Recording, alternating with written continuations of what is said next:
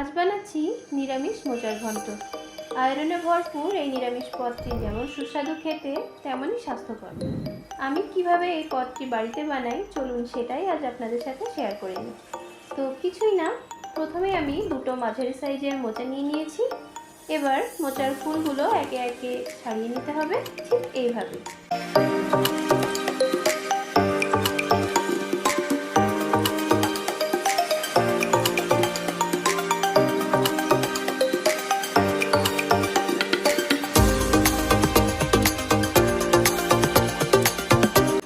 এবার মোচার ফুলগুলোর মধ্যে নিচের দিকে থাকা এই পাতলা অংশগুলোকে বাদ দিতে হবে আর শক্ত এই ডাঁটিটা বাদ দিতে হবে।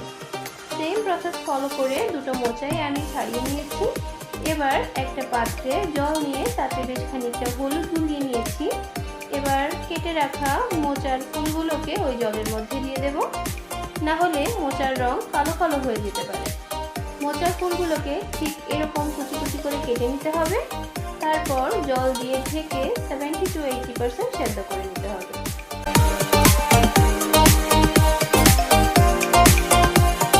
সেদ্ধ করা হয়ে গেছে, এবার জল ঝরিয়ে রেখে দেব। মোটামুটি গরম অবস্থাতেই শিলনোড়ায় সেদ্ধ করা মোচাটা বেটে নিতে হবে। এই কাজটা মিক্সিতেও করতে পারবেন, তবে শিলনোড়ায় বাটা মোচার স্বাদ অনেক বেশি আসে বলে আমার মনে হয়।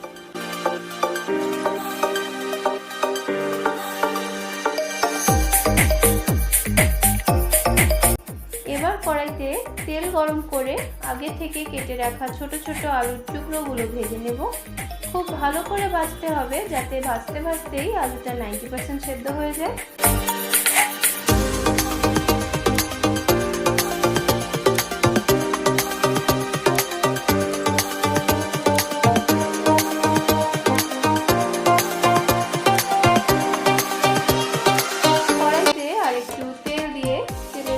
গোটা জিরে, তেজপাতা আর কাঁচা লঙ্কা ফোড়ন দিয়ে বেটে রাখা মোচাটা দিয়ে দেব।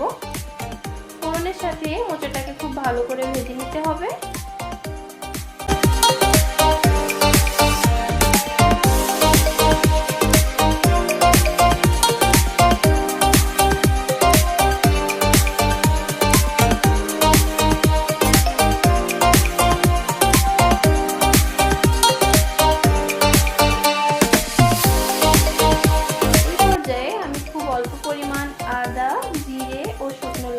জল দিয়ে খুব পাতলা করে বেটে নিয়েছি, সেটাই দিয়ে দেব। ভালো করে মোচার সাথে মিশিয়ে নেব। এবার দিয়ে দেব পরিমাণ মতো নুন আর হলুদ। আবারও খুব ভালো করে সবকিছু মিশিয়ে নিতে হবে। এখানে আমি 1 চামচ চিনি ব্যবহার করেছি। নিরামিষ মোচার ঘন্ট যদি বানান তাহলে চিনিটা অবশ্যই ব্যবহার করতে হবে।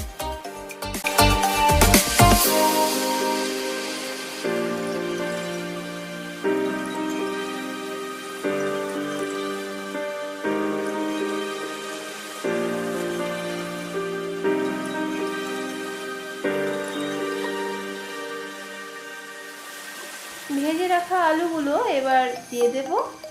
ভালো করে সবকিছু মিশিয়ে নিতে হবে। এদিকে শুকনো খোলায় গোটা গরম মশলা আর গোটা জিরে ড্রাই রোস্ট করে বেটে নেব।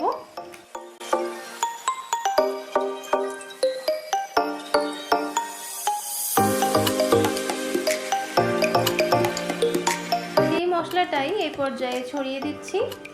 অবশ্যই এই ভাজা মশলাটা দেওয়ার চেষ্টা করবেন, তাহলে মোচার স্বাদ অনেক গুণ বেড়ে যাবে। ফাইনালি 1 চামচ ঘি দিয়ে নেড়ে চেড়ে মিশিয়ে নিলেই রেডি সুস্বাদু এই নিরামিষ মোচার ঘন্ট। অবশ্যই পুরো প্রসেসটা ফলো করে একবার হলেও বাড়িতে ট্রাই করবেন, আশা করি সবাই ভালো খাবে। আর এ পর্যন্ত, দেখা হচ্ছে আপনাদের সাথে নেক্সট ভিডিওতে। ততক্ষণ সবাই ভালো থাকবেন। আরও নিত্য নতুন রেসিপি পেতে আমার চ্যানেলটিকে অবশ্যই ফলো করে রাখবেন।